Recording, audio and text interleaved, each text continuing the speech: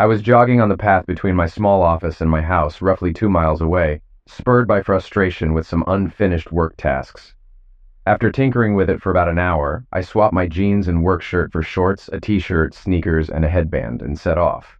My plan was to jog home to retrieve some paperwork, maybe 20 pages.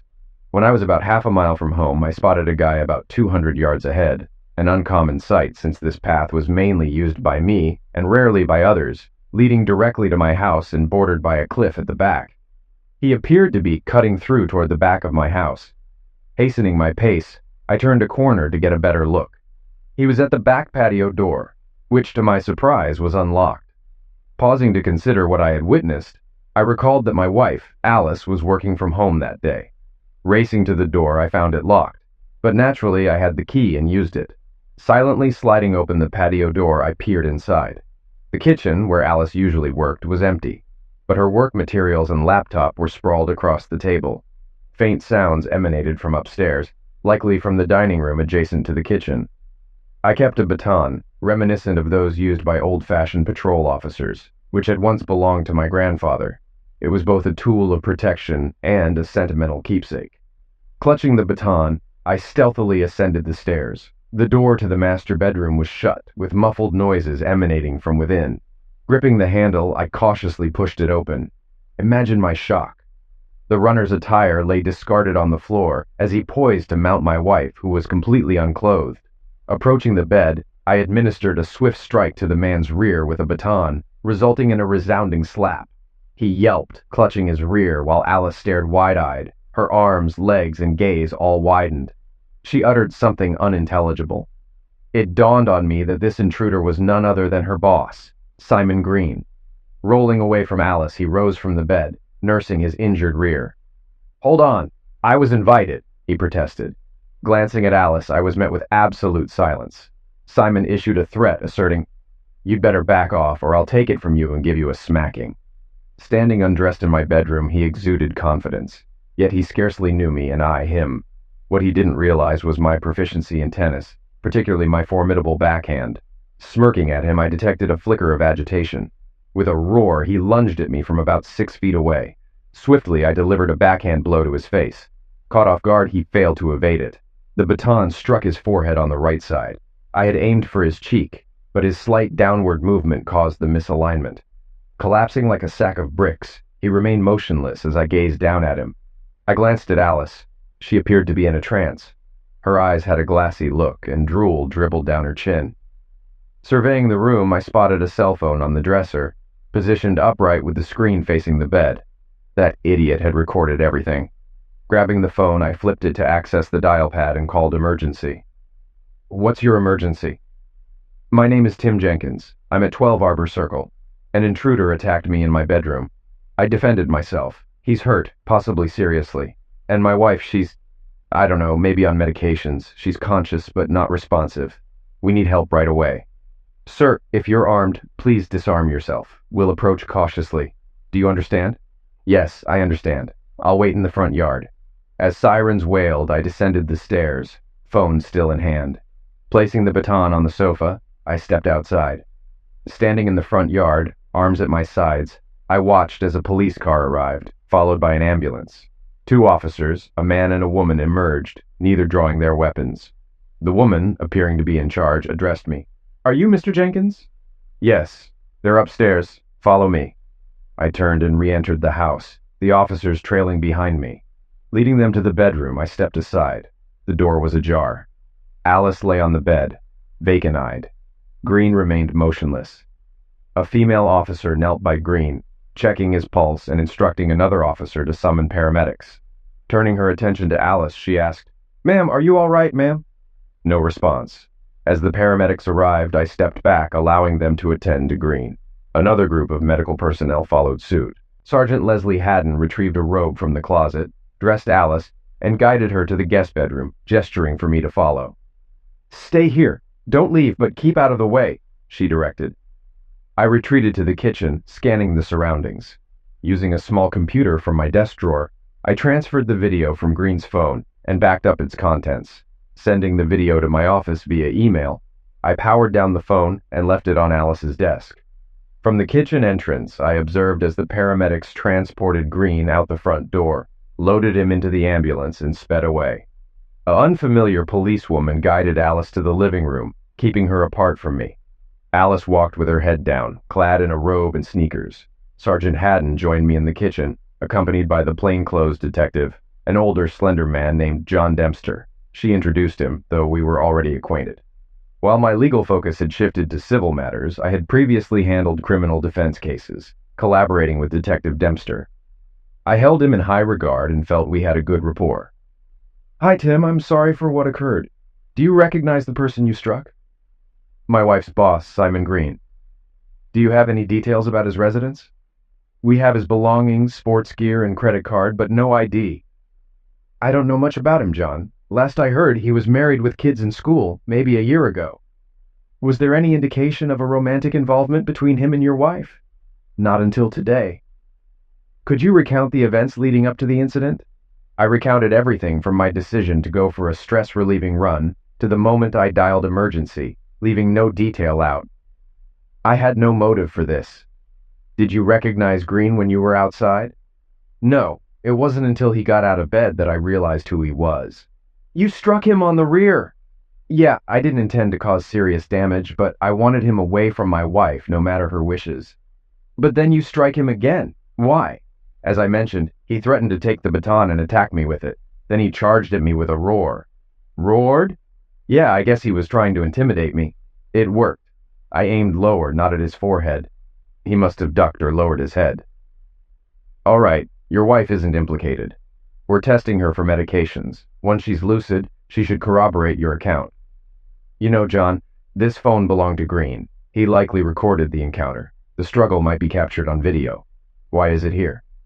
"I used it to call emergency, then left it open. When I went outside, Dempster had a crime scene tech answer it. I inquired about Alice's fate." "Not certain. Let's check." With Sergeant Haddon, we entered the living room where Alice sat with an officer and a medic. Dempster asked the medic, "What's up with Mrs. Jenkins?" "We're taking her to the county hospital for precaution, as she seems in shock. Vital signs are stable." I gazed at Alice, and in that instant our eyes met. A tear trickled down her right cheek. "I'm so sorry, Timmy," she murmured. Then she appeared to drift back into a trance. "Alice? Alice?" I felt a twinge of frustration as she disconnected once more, remaining unresponsive. A short while later, she was transported by ambulance. I changed into clothes from the basement and trailed behind in our car. The police were inside the house, assuring me they would secure it or leave someone behind. I phoned Alice's parents, who resided in a neighboring state about 2 hours away, giving them a brief overview and promising to update them from the hospital. Alice and I tied the knot when she was fresh out of college at 21, while I was still a year away from graduating law school. She swiftly secured a position at Simon Green's insurance firm, where she steadily climbed the ranks from clerk to administrative assistant in his department, which dealt with housing and automobiles. I accompanied her to company gatherings and never observed any hint of impropriety between them. It marked my first encounter with the Green family. She had been with the company for over 6 years now, and I believed our marriage was solid until today. While I harbored little doubt that any interaction between them had been consensual, unless he somehow dazed her, this incident would likely spell the end of our marriage. Given the circumstances, I struggled to comprehend how he could have dazed her. There simply hadn't been enough time. I assumed she was awaiting him, likely unclothed, and she had left the back door ajar. I pondered how frequently this occurred. I adored Alice. She possessed beauty, cheerfulness, and kindness. Our lovemaking life was fulfilling, even amidst busy schedules, particularly on weekends. With my shift away from criminal trials, my workload became more predictable. I couldn't comprehend what I had witnessed. While Green was physically larger, today's events suggested otherwise, at least in crucial aspects. Yet, I only caught a glimpse. Who can say for sure? At the hospital, Simon Green's wife was in the ER. Though I recognized her, she seemed oblivious to me. I left things as they were and inquired about Alice. Granted permission, I returned to her room, where she slept. I gazed at her, feeling lost. I struggled to fathom her actions and their impact on us. I felt a profound need to grasp the events before making tough decisions. A female doctor in a white robe entered the room. "I'm Dr. Moore. Are you her husband?" I nodded. "What's her condition?" "She experienced mental trauma resulting in a shock-induced loss of consciousness. Once she wakes, she's likely to regain normalcy. When might that be?" "Possibly 3 to 4 hours, depending on the dosage. Thank you. I'll stay here." As she prepared to depart, I halted her. "What about Simon Green? How is he? Any relation?" "No, just an acquaintance. Unfortunately, he's in a medically induced coma due to a severe head injury." With that, she left. I mulled over Green's fate, initially believing I had caused his demise, but now uncertain. I phoned Alice's parents and relayed what I had learned. They contemplated visiting, but I dissuaded them, explaining that Alice and I needed to address the situation, likely involving her affair with her boss. Joni Carson, Alice's mother, expressed concern, noting Alice's recent change in demeanor. She implored me to give Alice a chance to explain. "I'll do that, I promise, though it doesn't seem to help much. We'll just have to wait and see." Seeking out Mrs. Green, I located her in the ICU waiting area. "Hello? Mrs. Green?" "Yes. Do you have something to say?" "No, ma'am. I'm Tim Jenkins. My wife Alice works at your husband's company." It appeared they were acquainted. She was tall, slender, with brown hair in her early 30s. "Acquainted?" "Yes. They were discovered together, unclothed, in my bedroom this morning, engaged in such closeness." "Ah, you're the one who struck him?" "Yes. Apologies." "Well, not really." "Okay," she continued. "Simon has been acting oddly lately. He's neglected his usual activities, citing work. I suspect he was preoccupied with your wife. While I can't confirm until now, they seem to have established a routine." "What did the doctors say about his condition?" "They were non-committal. Surgery may be on the horizon. Well, best of luck to you. Will you be taking your children?" "They're with my parents. They're aware he's in the hospital. Nothing out of the ordinary anymore." I stepped outside to catch some fresh air, hoping to clear my mind a bit. I resolved to withhold any decisions until I heard from Alice. After an hour, I returned indoors to find Alice still in the same area of the emergency room, concealed behind a curtain. Upon entering, she stirred but remained asleep. Taking a seat, I drifted off momentarily. I awoke to her stirring again, emitting faint moans. "Uh-oh, Her eyes fluttered open briefly before closing once more, accompanied by more moans. I rushed to summon help, spotting Dr. Moore at the nurse's station and signaling to her. She swiftly approached, observing Alice's condition. "It appears she's awakening, though I'm unsure if my presence is warranted." Just then, Alice lost consciousness again. "Please wait here." Dr. Moore entered the enclosure, and I could only hear their exchange from outside. "How are you feeling, Alice? Can you speak?" Alice responded weakly. God, I'm sorry." "Alice, we need you fully conscious. You must acknowledge the situation and move forward. Detachment can't persist. We'll discharge you this afternoon, perhaps in 2 hours. Where's Tim? He was here earlier, but thought you might respond better if he stepped out. Though he's nearby. I wonder how long this will last. I messed up badly. And Simon? How is he?" "Tim hit him. We're unsure of his condition. He might require surgery." "Damn. I warned him against taking risks. It was a gamble he lost. Maybe I will too." "Perhaps you should talk to Tim. I can find him, or it can wait until we're home." I drew back the curtain and entered. "Alice, I'll take you home soon, hopefully, okay?" "Thank you. I'm really sorry." We'll talk." Turning to Dr. Moore, I inquired, "When can we leave?" "Right away. I'll handle the paperwork and provide medical attire." With that, she departed. Alice murmured, I'm sorry, Timmy, sorry, it's not a big deal. You have to understand. We'll discuss when we're home." As Dr. Moore presented her with a medical form, I stepped out while she changed. She seemed to interpret my departure as a rejection, and in a way, it was. I had no inclination to witness her undressed, perhaps ever again. They wheeled her out in a wheelchair. As I pulled the car up to the exit, she rose and entered the vehicle. We shared no words during the 10-minute drive. Though tears streamed down her face, she remained silent. Upon arriving home, I unlocked the front door and we stepped into what used to be our joyful abode. No police were present, and downstairs was relatively tidy. Alice settled into the rocking chair in the living room. "I'll quickly check upstairs. Be right back." I ascended the stairs to find chaos. Our bedroom bore the brunt, with a section of carpet removed where Green had fallen. The bed lay stripped to the mattress, drawers pulled but not fully shut. I resolved to tidy up later. Other rooms appeared undisturbed except for the bathroom where fingerprint powder lingered. The prospect of conversing with Alice didn't appeal to me. I phoned her parents, informing them of her return. They breathed a sigh of relief, but inquired about visiting. Uncertain, I clenched my teeth and descended the stairs. "Would you like anything? Coffee? Water?" Alice met my gaze, but declined. Sitting opposite her on the sofa, we remained about 6 feet apart, silently facing each other. "What happened, Alice? I thought everything was okay." "It's complicated, Timmy. I've been working for Simon all these years. I've always respected him. No, it's more than that. Sometimes he made flirtatious remarks about my appearance. He started getting more touchy, placing his hand on my arm or shoulder. It caught me off guard. Then he asked me out to lunch, just the two of us. But didn't you find it odd, his sudden change in behavior? Didn't it strike you as strange?" "Maybe a little." She looked down. "I was flattered, and he's attractive. I found myself intrigued. It took me a while to acknowledge it." "So, you realized he was trying to seduce you? And what did you decide?" "I wanted to see where it would lead." She buried her face in her hands before looking up again. "And then?" "At that point, I knew we were in trouble. It wasn't a case of being tricked or dazed. I wanted it. We went to dinner. I asked him why he was pursuing me now after all this time. He said he'd always desired me but suppressed it. Those were his words, Tim. Why?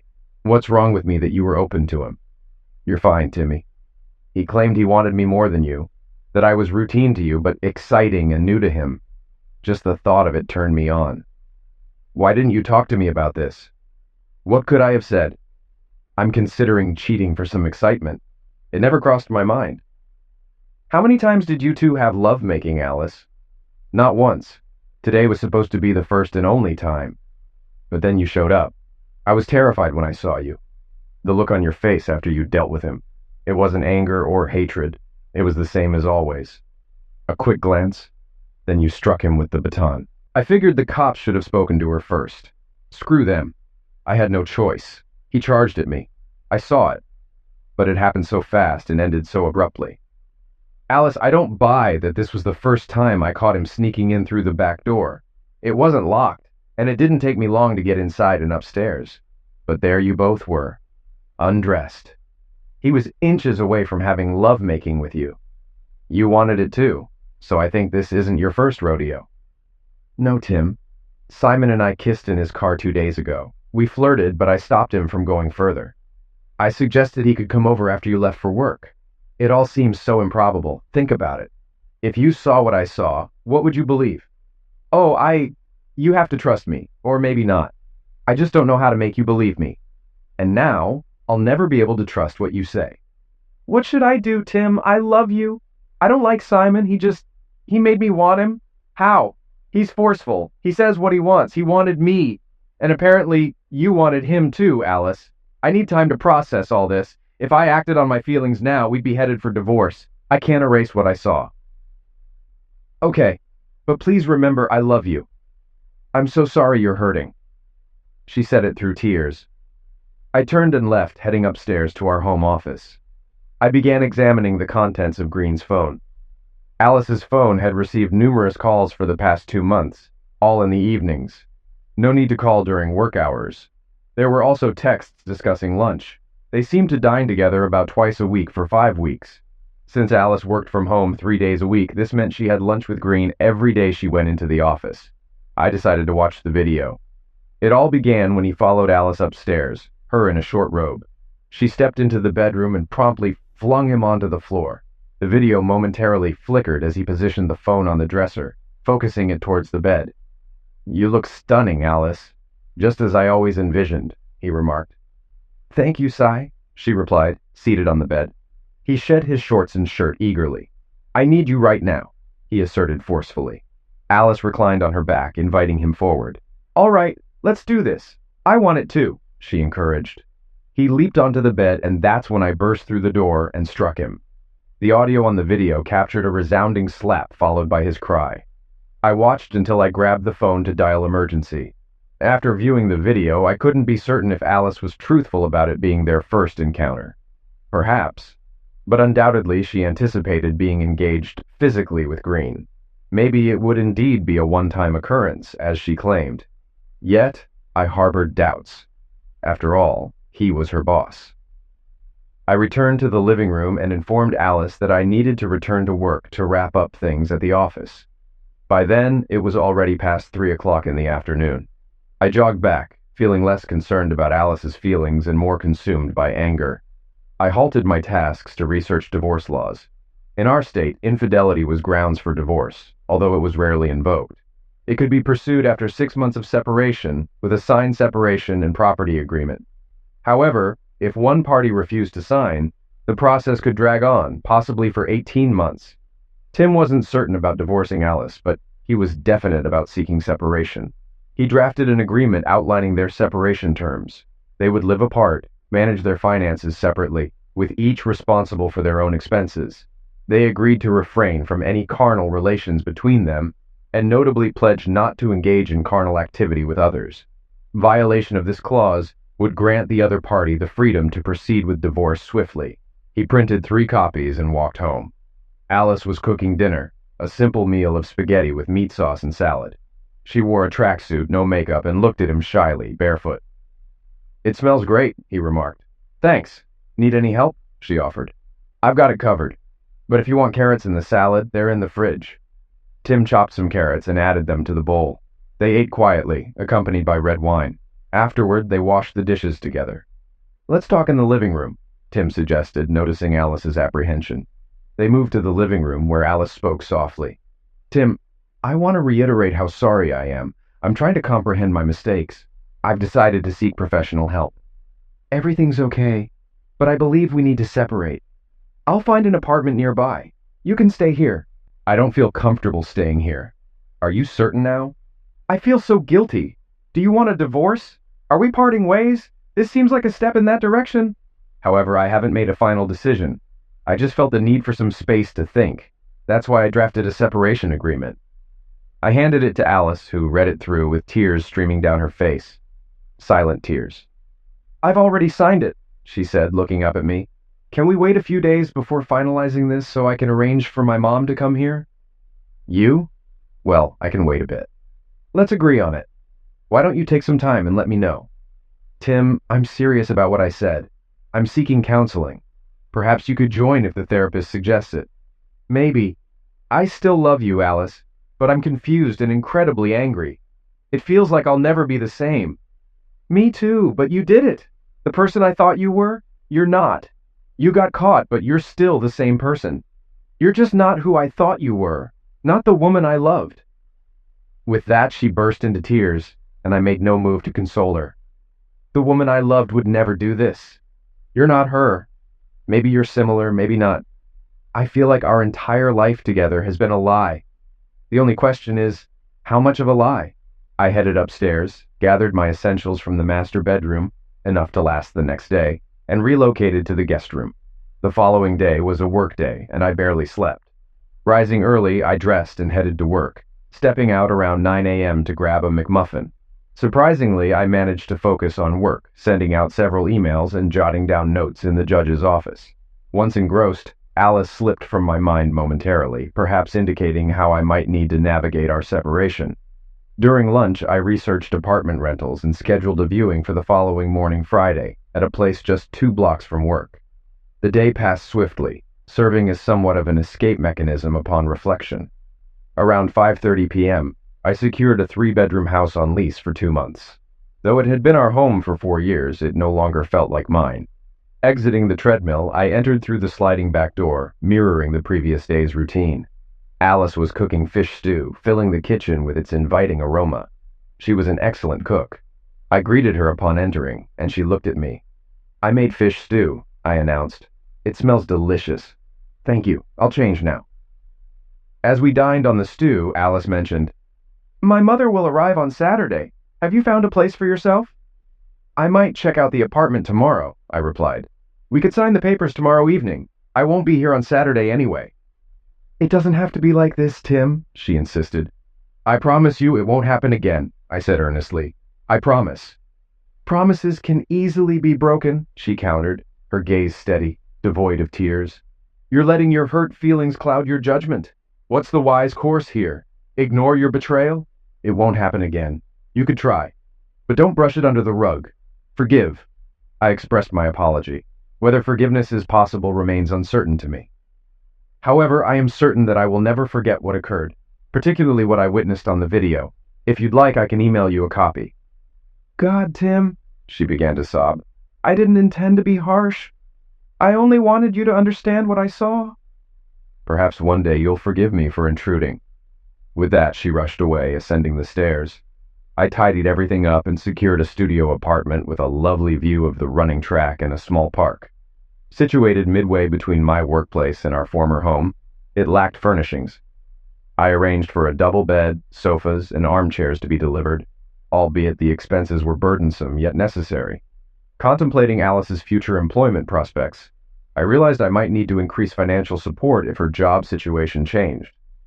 During lunch, my thoughts meandered through various topics, ultimately leading me to conclude that a reconciliation with Alice was highly improbable.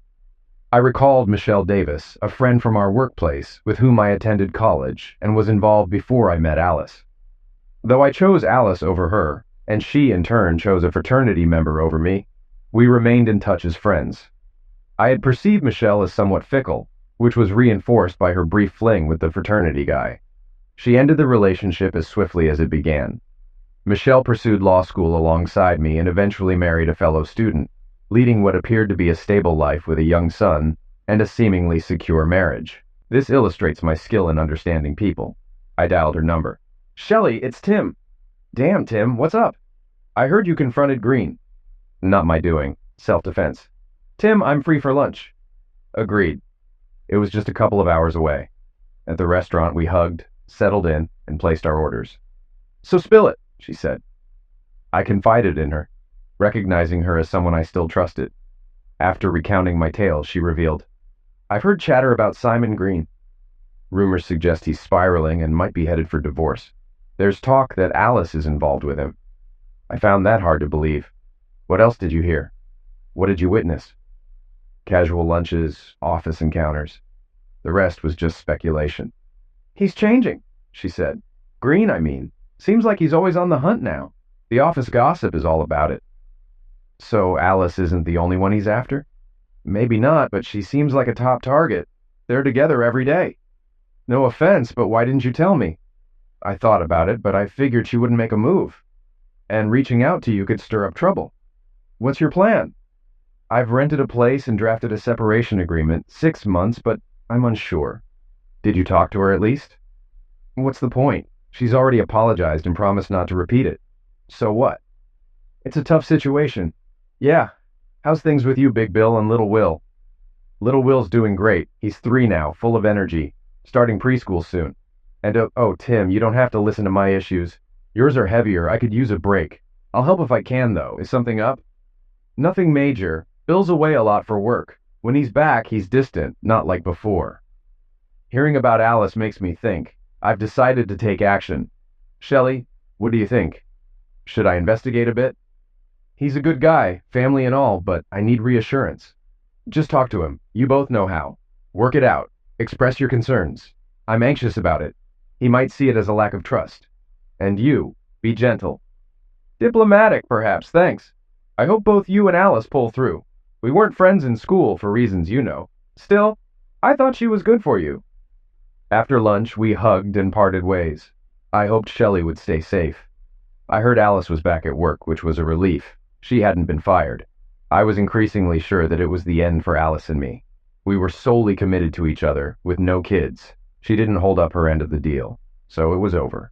I didn't want to start fresh with new responsibilities. It was a sad realization, but it felt right. Since I moved last Saturday, I haven't contacted Alice. It's been a week.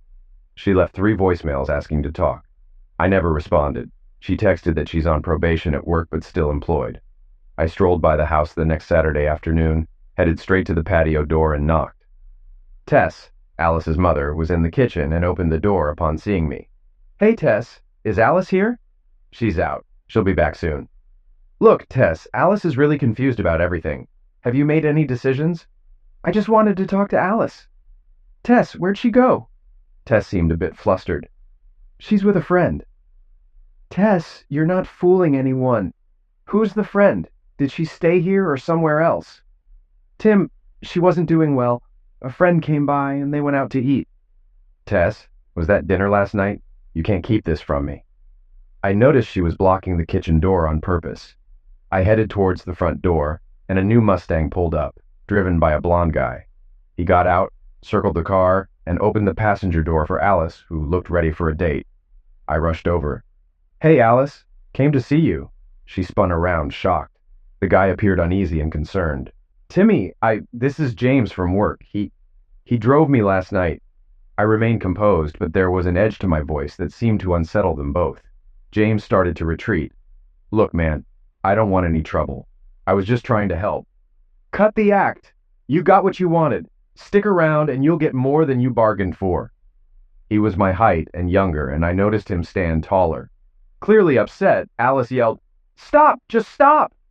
James, it's time for you to go, I said. Sure thing, Alice, he replied with emphasis on you. He chuckled, quickly got back in his car and drove off. I looked at Alice. You didn't even last a week without breaking the agreement about no lovemaking. I'll bring this up when the papers are ready for you to be served. Tim, I'm sorry. I was vulnerable and knew we were broken up. But I do love you, even if it doesn't seem like it. You just needed some excitement, didn't you? What happened to you? We don't need to talk anymore. Get a lawyer. I turned and walked away, taking the path around the back to go home. It was a straightforward decision, though I was taken aback. We'd been together a long time without any of this. She was attractive, and men probably noticed her often. I wondered why she'd started giving in to them now, heading back to my room. I decided it might always remain a mystery. Or maybe I'd ask her. Mom. I managed to catch Tess alone about a week after my last visit. I'd slipped into the house when Alice was likely at work and knocked on the patio door. Tess let me in. Why are you here, Tim? I wanted to understand what happened, if possible. We were doing great, and then she changed. Any idea why? Perhaps she struggled with self-esteem. Growing up, she wasn't seen as attractive by boys. Throughout high school, she was flat-chested and thin. Her two friends developed faster, becoming popular cheerleaders. Alice lagged behind in popularity and drifted from them. But at 17, she changed, filled out in all the right places, and her acne cleared up. Suddenly, boys noticed her. She went to prom with a football player, lost her pureness at 18. And that summer was wild, going out with friends and boyfriends. I worried about pregnancy, but she used birth control. As far as I know, she stayed healthy, I explained. However, in college when we met, she didn't seem overly eager carnally. She seemed normal, but was more experienced than me. She was clear about her likes and desires. Since we started dating, she's been faithful. Tess paused, then asked, You were discussing having children? Yes, we planned to start a family, but that's over now. Maybe she feared that getting pregnant would make her less appealing to men. I think she reached out to her boss because he was pursuing her and she needed reassurance. That's my best guess. But what about the guy with the Mustang? Same reason. A young guy with a fancy car made her feel desired, but she already knew that she might not end up married or have children. For me, yes. Don't know. Maybe she was just craving excitement. How long will you be around? Not too long. Take care, Tess. I departed. The divorce proceeded smoothly. Alice moved out of our rented place to another apartment across town, closer to her job. We lost touch. After the divorce hearing, as we were leaving the courthouse, Alice approached me. Let's grab lunch, Tim, she said. Actually, I'll treat. There's something I need to say. All right. We chose Red Lobster. I had an appetizer, she had soup, and she looked at me after we ordered. Tim, I messed up. I've seen a therapist. She thinks I was scared of having kids, but I'm not sure. Maybe I'm just not cut out for commitment. I was really attracted to Simon. Sorry, I might never understand myself. What happened to him anyway? I never heard anything after that. He's back to working part-time, using a cane and his right hand sparingly, and his wife left him. Good for her. That seems harsh. You really messed up his life, Tim. You and he messed up mine, too.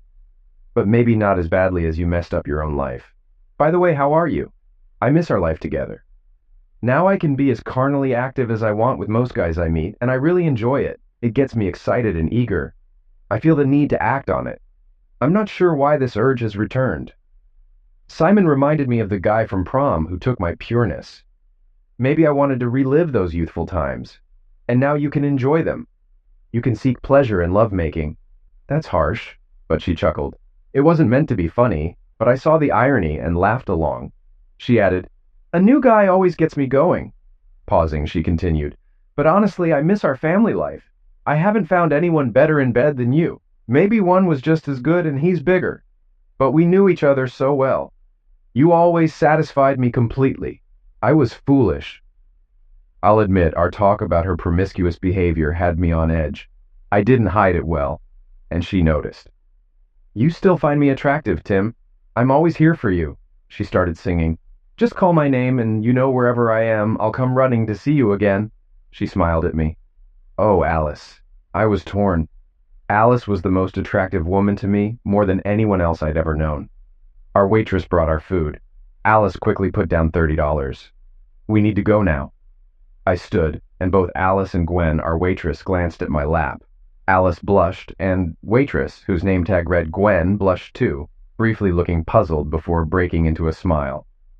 "I see you two need some time alone," Gwen said, looking at me. "Come back later, big guy. I get off at 6. Alice grabbed my hand, shooting Gwen an annoyed look, and pulled me outside. Her apartment was a short walk away. We entered the building, took the elevator up, and as soon as the doors closed, Alice kissed me passionately. Pressing me against the wall, she ran her hands over me. "This is going to be amazing, Tim." "Okay." I was out of breath.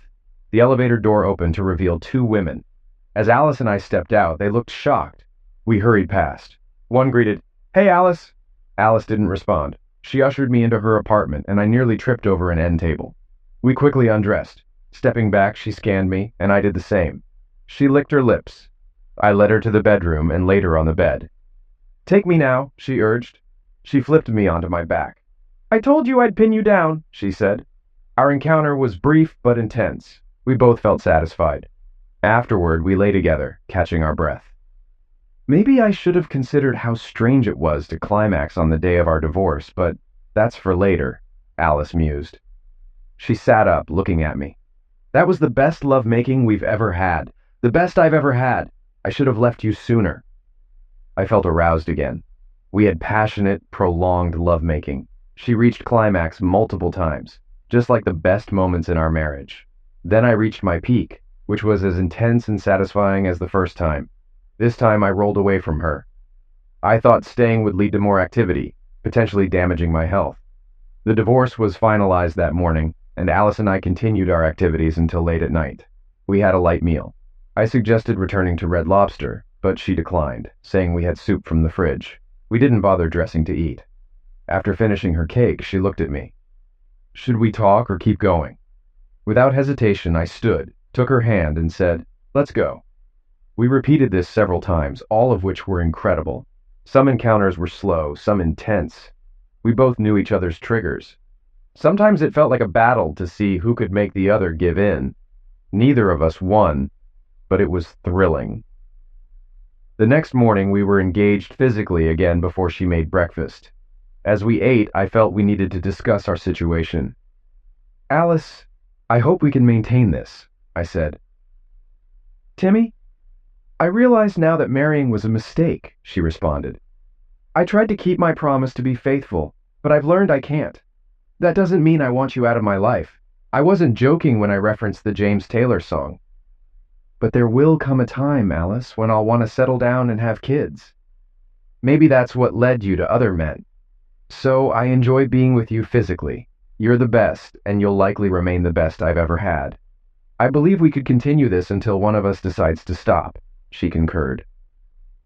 Over the weekend, we stayed in bed, taking short breaks only to eat, shower, and use the bathroom. On Saturday afternoon, there was a knock at the door. Alice donned her robe and answered it. It was the woman from the elevator, Maisie. She was older, but looked good. "Alice, I haven't seen you in a while. I just wanted to make sure you're okay," Maisie said. "I'm doing quite well, Maisie," Alice responded.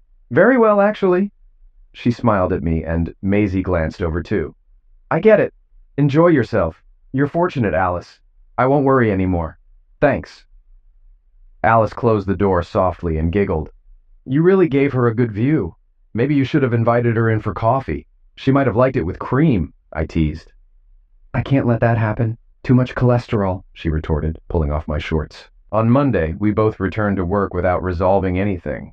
All day I mulled over our situation. I'd never consider a lasting relationship with Alice. We couldn't form a real partnership. However, as long as our chemistry was strong, I was willing to continue. Until I found someone I wanted to marry and start a family with, I tread carefully. Alice had taught me a tough lesson. Still, I desired a family and kids. I was cautious, unlike Alice, who had multiple partners, including 3 others besides me. We weren't committed, and it didn't bother me. Actually, the idea of her being promiscuous was somewhat exciting. I made sure to get tested regularly for STDs, and all results were negative. By the way, I ran into Maisie after leaving Alice's one day. We had a brief encounter, I confessed. Maisie gave me a knowing look. Hey there, I remember you, and you certainly left an impression, Maisie remarked. I recall you too, Maisie. Alice mentioned you're divorced, I said. Yes, it's been a year and a half.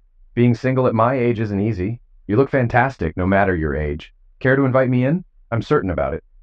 You're Tim, aren't you? Maisie inquired. That's me, I confirmed. We headed up to the 4th floor, where Maisie's apartment was directly across from Alice's. As we reached Maisie's door, Alice emerged from hers, spotting us and bursting into laughter. You're quite the catch, Tim. I never would have guessed when we were married, Alice commented, glancing at Maisie. Enjoy yourself, Maisie. Tim's quite the catch. With that, she sauntered off gracefully. Though Maisie showed interest in both Alice and me, she first led me to a well-furnished bedroom.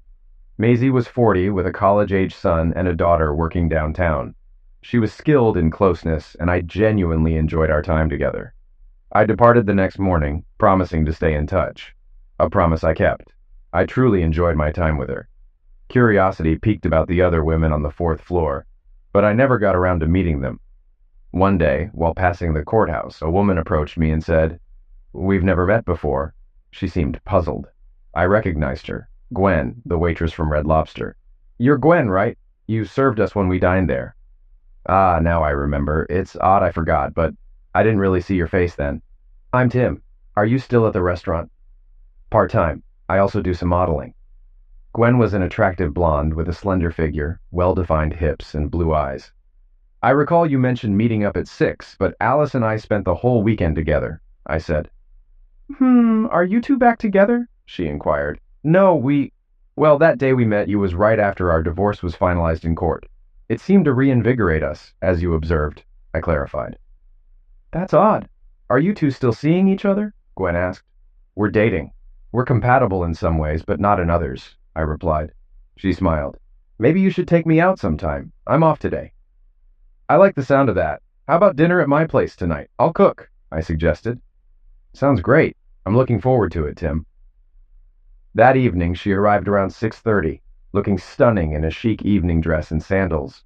I prepared fried chicken and fried rice for dinner, and we had a good conversation. She was 25, juggling work as a model for various clothing magazines and a waitress. While she wasn't married, she had ended a long-term relationship about 10 months prior. At that time, I was 34, working at a successful law firm and living independently with a good car. I had separate relationships with Alice, Maisie, and a woman from the courthouse, but I was ready for commitment and found Gwen appealing. I decided to pursue a relationship with her and see where it went. On our first night out, we agreed I'd drive her home, and she kissed me at her doorstep. While I was thrilled, she didn't immediately take things to the bedroom. As our relationship progressed, I found myself falling for her. She was both attractive and intelligent, and I believed she felt the same way about me. By our 3rd date, we became engaged physically. It was a beautiful experience. I felt a connection, and she seemed to appreciate it. That night, I decided to end things with the other women I'd been seeing. A few weeks later, after a particularly intense, engaged physically encounter with Gwen, she revealed she enjoys rougher experiences at times, something we both liked, as do many others, I assume. Gwen, I've shared about my past marriage and its issues, but now I think I'm in love with you, I admitted. I've stopped seeing other women. I'm glad to hear that. Since meeting you, you're the only guy I've dated. I haven't even kissed anyone else. I really love you, Tim. but I'm concerned about your trust issues regarding fidelity. Will you always have doubts about me? If I commit to being only with you, I'll stick to it, she asked. I'd be dishonest if I said I wasn't concerned, but if you assure me I'll do everything I can to address my trust issues. All right, it's a deal. I'll remain faithful and you will too. That works, I agreed. 2 weeks later, I proposed, and we tied the knot 3 months after that. While her parents lived in Chicago, we chose to have the ceremony locally. It was modest. I invited Alice and Maisie. I introduced Gwen to Alice shortly after proposing. Alice was cordial, but I could tell she felt a bit downcast. Our connection wasn't based on love, but I knew she'd miss our engaged physically moments. I would have felt the same way. Gwen and I chose the Bahamas for our honeymoon, which was fantastic. Afterward, we moved into my apartment and things went smoothly. We soon decided to start a family and were blessed with 2 children in 3 years, Thomas and Eileen. I became a partner at my firm and purchased a house in a nearby suburb. I stayed in touch with Alice, not the one with whom I'd been engaged physically. She wed a co-worker named Larry Gibson a year after Gwen and I tied the knot.